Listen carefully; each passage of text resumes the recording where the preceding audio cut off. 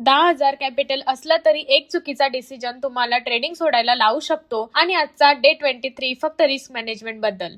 आज मी तुम्हाला असे काही बेसिक रूल सांगणार आहे जे मी सुरुवातीला फॉलो केले असते तर माझं खूप मोठं नुकसान वाचलं असतं. त्या चुका जर तुम्हाला करायच्या नसतील तर व्हिडिओ शेवटपर्यंत नक्की बघा. रूल 1, जर समजा तुमचं कॅपिटल 10,000 असेल तर तुम्ही पर ट्रेड लॉस फक्त 100 किंवा 200 रुपये घ्या, कारण कॅपिटल वाचलं तरच ट्रेडिंग गेम सुरू राहील. रूल 2, ट्रेड घेण्याआधी स्टॉप लॉस आणि टार्गेट फिक्स ठेवा, म्हणजे तुम्हाला तुमचा लॉस आणि प्रॉफिट किती होणार आहे हे ट्रेड घेण्याआधीच माहिती पाहिजे. रूल 3, रिव्हेंज ट्रेडिंग टाळा. लॉस रिकव्हर करायचा नसतो, कॅपिटल सांभाळायचं असतं. इमोशन्सने ट्रेड केले तर डॅमेज जास्त होतं. रूल 4, एक खराब ट्रेड तुमचं पूर्ण वीकचा प्रॉफिट घेऊ शकतो. मार्केट पेशन्स बघत असतं, ओव्हर कॉन्फिडन्स नाही. रूल 5, मार्केट आपल्यापेक्षा खूप मोठा आहे, आपण फक्त आपलं रिस्क कंट्रोल करू शकतो, बाकी काही नाही. अशाच रिस्क मॅनेजमेंटसाठी फॉलो करा. आणि तुम्हाला माझ्यासोबत ट्रेडिंग करायची असेल तर फ्री टेलिग्राम चॅनल जॉईन करा, लिंक डिस्क्रिप्शन मध्ये दिली आहे. भेटूया नेक्स्ट व्हिडिओ मध्ये असंच नवीन लर्निंग घेऊन.